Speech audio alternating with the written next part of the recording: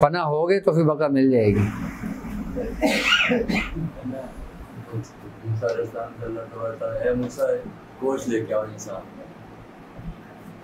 बिल्कुल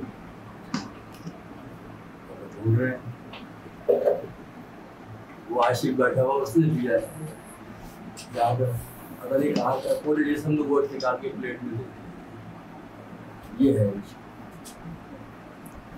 बिल्कुल। वो कहते हैं ना कि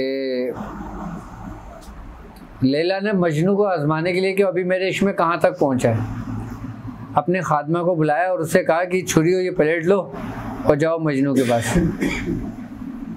मजनू से कहो कि लैला ने गोश्त मंगाया है।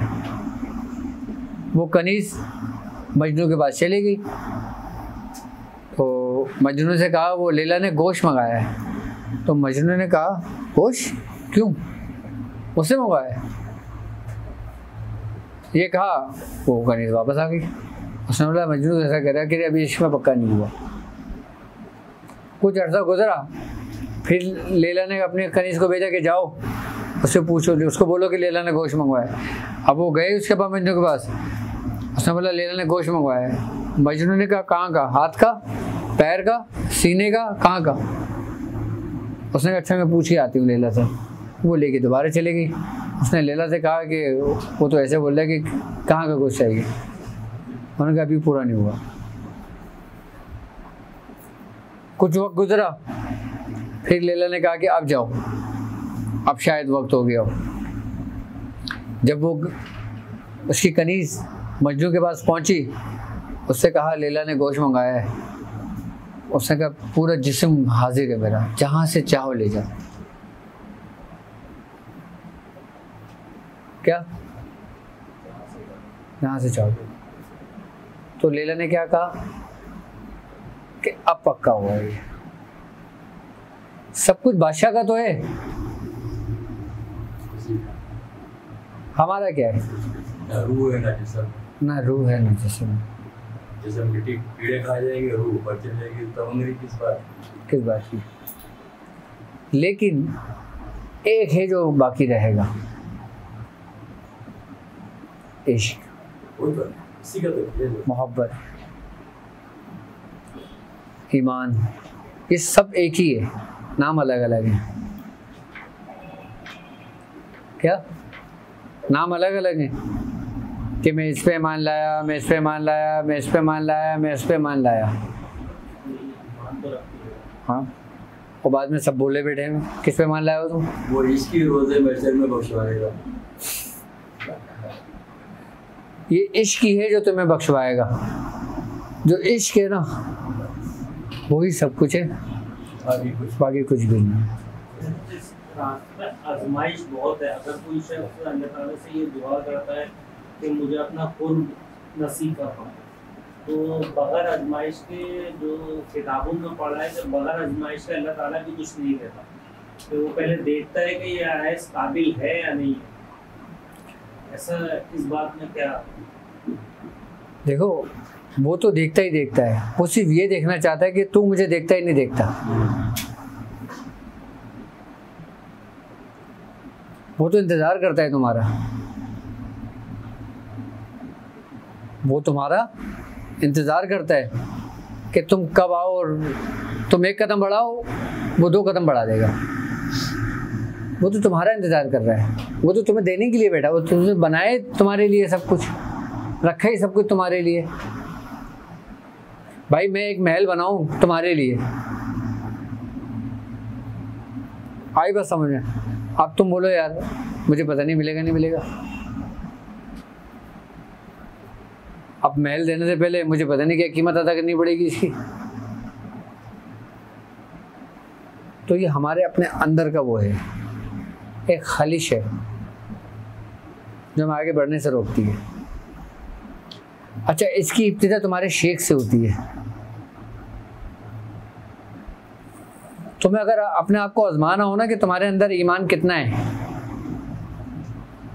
आई बस हमें, तो तुम अपने अंदर अपने शेख की मोहब्बत देख लो।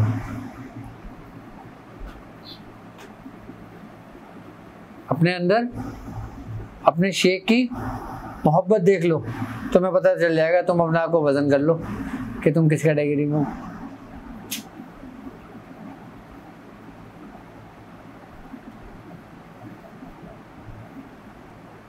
क्योंकि तुम्हारी इब्तिदा है ये, जहाँ से इब्तिदा है वहाँ की इंतहा है। शैतान तुम्हें इब्तिदा में कामयाब नहीं होने देता। उसको पता है कि अगर ये इब्तिदा में कामयाब हो गया ना, ये इंतहा तक पहुँच गया, तो वो तुम्हें कभी भी इब्तिदा में कामयाब नहीं होने देगा।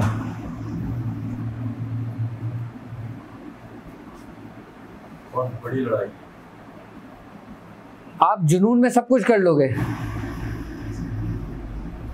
आपके अंदर एक जुनून होगा ना, आप सारा सफर तय कर लोगे।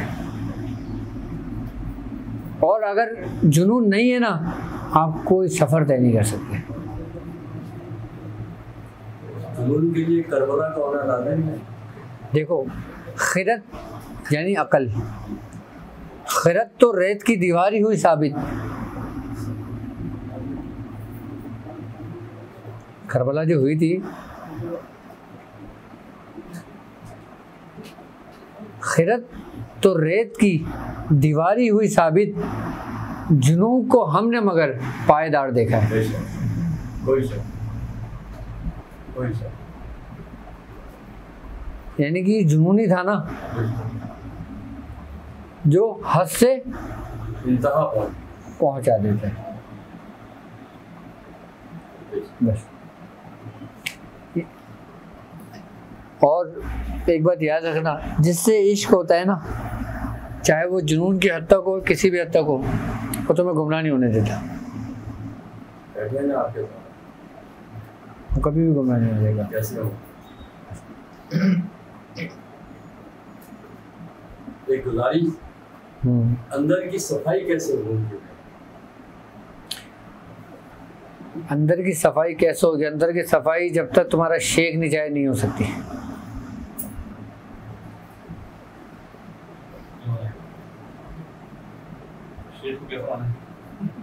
एक बात बता रहा हूँ तुम्हें,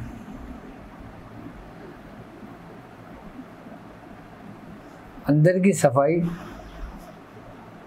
तवज्जे इस्लाही से होती है। शेख के बगैर नामुमकिन। मैं इसलिए कह रहा हूँ कि जब तक तुम्हारे दिल में तुम्हारे शेख की मोहब्बत नहीं होगी, तुम्हें सर से भी नहीं चल सकता। तो तुम किसके मोहताज हुए? उसके बाद तमाम ये मनाजिल हैं जब तक सफाई अंदर की।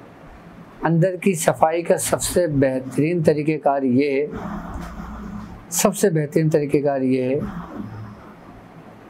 बुजुर्गान दीन फरमाते हैं, अपने अंदर 3 खसलतें पैदा कर लो, हमेशा कामयाब रहोगे। सबसे पहला, कम खाना। दूसरा, कम सोना। तीसरा, कम लोगों से मिलना जुलना। ये सफाई का तुम्हारे अंदर बेहतरीन कुलिया है कि जिसमें आती है वो पता है। हाँ,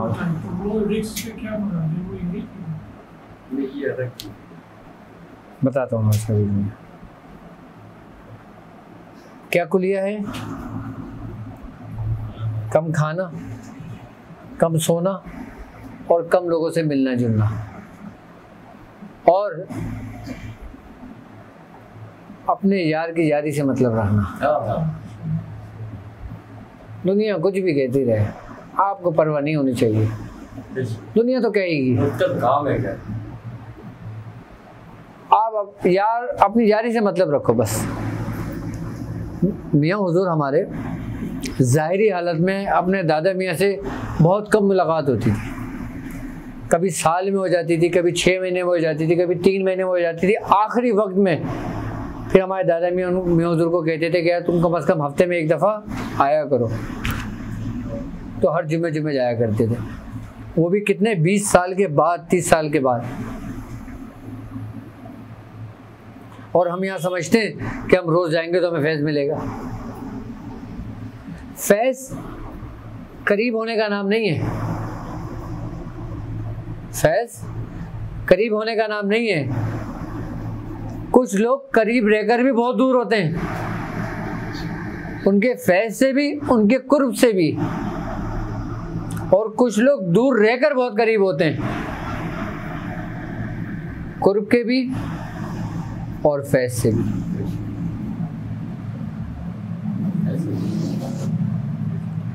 करीब होने का मतलब उनकी याद से गाफिल ना होना है। जिस दिन तुम उनसे गाफिल हुए तुम उनसे दूर हो गए। कभी अपने शेख से गाफिल ना होना। जब तुम्हारे अंदर ये सफत पैदा हो जाएगी ना, फिर तुम अपने 1 लाख भी मुरीद होंगे ना, उनसे गाफिल नहीं होगे। क्या 1 लाख भी अगर तुम्हारे मुरीद हुए ना, तुम उनसे गाफिल नहीं होगे। लेकिन इब्तिदान क्या है? अपने शेख से नहीं गाफिल होगे। अपने शेख से गाफिल होने का मतलब कि उसकी अमानत की हिफाजत करना। उसकी अमानत का मतलब उसने जो तुम्हें असबाग दिए, उसने जो अपनी मोहब्बत तुम्हारे दिलों में डाली है, उसकी हिफाजत करना। जब तुम इनसे गाफिल नहीं होगे ना, तो तुम किसी भी चीज़ से गाफिल नहीं हो सकते। तुम इससे गाफिल हुए, दुनिया की हर चीज़ से गाफिल हो जाओगे। मैं अपना मामूल बताऊं, आज मुझे 22 साल हो गए। 22 साल तक मैं अपने मामला से कभी भी गाफिल नहीं हुआ। मैं सफ़र भी मैंने लोगों के साथ किया, जहाँ भी होता था। हमारा जब टाइम होता था पढ़ाई का, हम अपना पढ़ने बैठ जाते। घर में शादियाँ हुई, खुद की शादी हुई, हर दिन हर अच्छी रात गुजारे, लेकिन हम कभी भी अपने पढ़ाई अपने मामला से गाफिल नहीं हुए। चाहे हमने चलते फिरते कर लिया, हमने जगह बैठ के कर लिया, हम कहीं भी हुए हमने कर लिया, लेकिन हम गाफिल नहीं हुए। क्यों? क्योंकि हमने वही तरीका अपनाया जो हमारे मियाँ का था। यहाँ तक कि मियाँ हुजूर हॉस्पिटल में एडमिट थे, वो अपने मामला से गाफिल नहीं थे।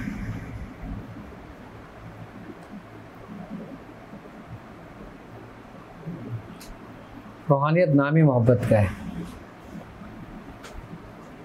जिस दिन हमारे अंदर ये मोहब्बत पैदा हो गई, समझ लो हम कामयाब हो गए।